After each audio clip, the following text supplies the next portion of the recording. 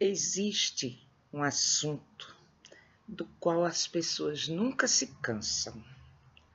Não é política, não é futebol. Sabe o que é? A vida alheia. As pessoas amam, adoram falar dos outros, comentar o que os outros estão fazendo, averiguar quais os motivos que levam os outros a fazer determinada coisa, tentar descobrir coisas sobre a intimidade dos outros. Todo mundo tem essa curiosidade pela vida alheia. Tem pessoas, inclusive, que fazem disso um verdadeiro esporte. São os famosos curiosos, fofoqueiros de plantão. Pois bem, existe um gênero literário sobre a vida alheia, que é a biografia. Então, você compra uma biografia, um livro, uma biografia de alguém, e você lê tudo sobre essa pessoa. Quanto mais minucioso e mais esmiuçado, mais você gosta. As biografias, quando são bem feitas, quando trazem aquela pessoa, geralmente, obviamente, só se biografa alguém famoso, né? Não biografar um Zé Ninguém, que ninguém sabe quem é, a gente vai biografar gente famosa, né? Roberto Carlos, Xuxa, Pelé, esse povo, que é famoso mesmo, todo mundo sabe quem é, em todo lugar do mundo. Enfim, as biografias são um gênero literário muito legal, eu pelo menos gosto. Tem ali um estante.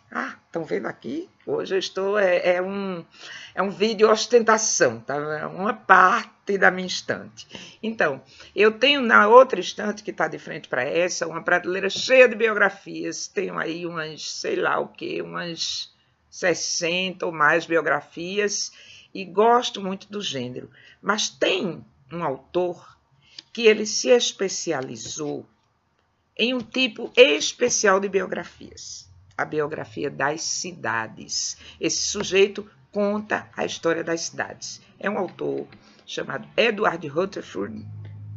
Minha pronúncia em inglês é Pod, então vocês vão aí desculpando.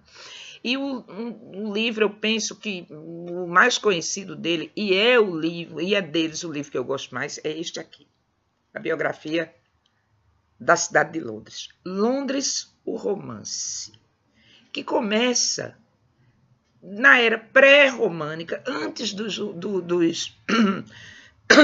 romanos chegarem, quando o Tâmisa era apenas um rio com margens lamacentas e onde havia um lugar onde se podia atravessar o rio a pé, um val, o Vauxhall. Pois é. Aí ele sai contando todo o desenvolvimento da cidade através de suas diferentes épocas. Aí a época pré-românica, depois veio a época romana, depois quando os romanos foram embora, que aí começou a eterna briga dos saxões, dos anglos, vem a época viking, até o ano 11, o século 11, quando se realmente constitui a Inglaterra. Rapaz, esse livro é um espetáculo até a época mais ou menos atual.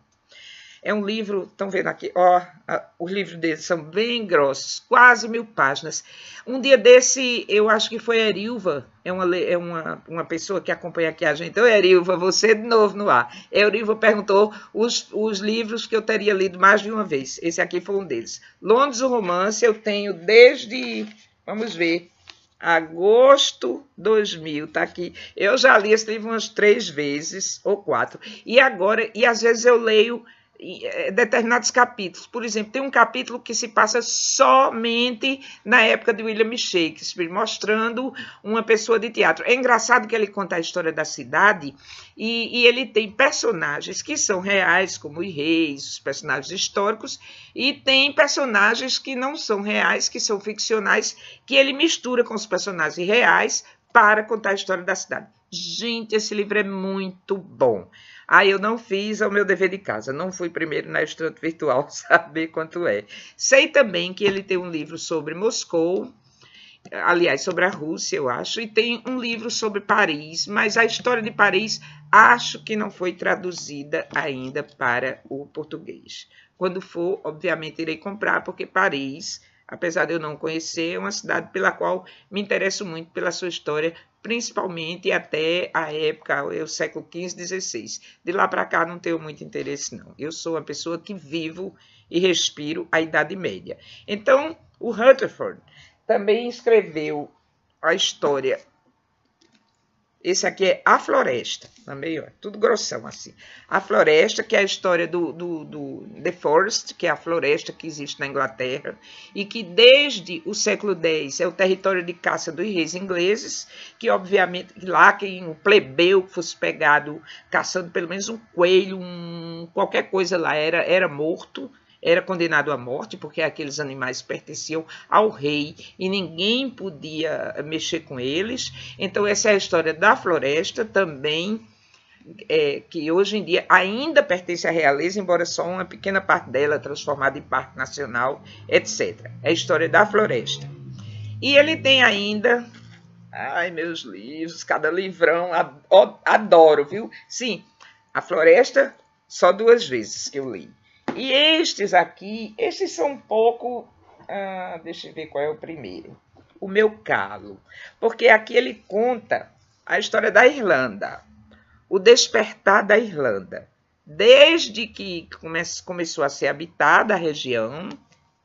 Olha, adoro, porque demora a acabar. Então, aí desde que começou a ser habitada a região.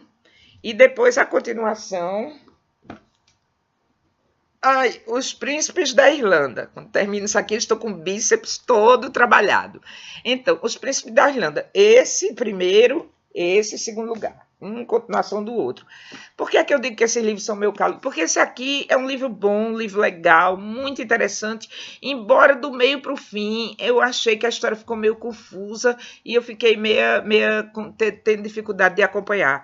Não sei se é um problema do escritor, que se confundiu na narração, ou muitas vezes é um problema do tradutor, e às vezes é um problema também do leitor, que está vivenciando uma época confusa e termina confundindo aquilo que lê, porque ele está com a cabeça confusa pensando em outra coisa e não entende o que o livro está dizendo. Tanto assim...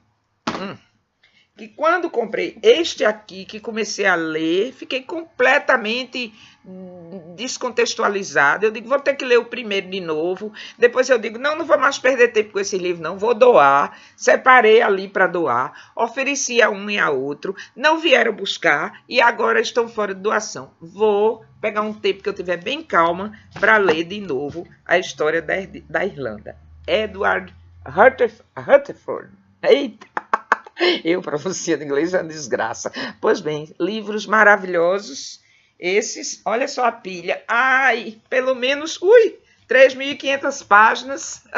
Só Londres, o romance tem 1.100. 3.500 páginas de puro deleite. E, depois de tanta musculação, eu vou deixar vocês, vou dar um até logo, um tchau, um beijo, dizer que nesse final de semana fiquei muito ansiosa esperando a famosa tempestade que ia varrer Natal do mapa, como anunciaram nos grupos do WhatsApp. Fiquei meio assustada, mas já vi que não vai chover nem nada. Então, é isso aí. Vamos pensar, quando houver esses anúncios dessas desgraças e dessas catástrofes, que as grandes catástrofes que podem nos prejudicar já estão acontecendo. Já estão acontecendo, inclusive gerando manchetes internacionais. Não é qualquer temporal que vai piorar as coisas. Beijo grande, minha gente. Tchau, a gente se vê.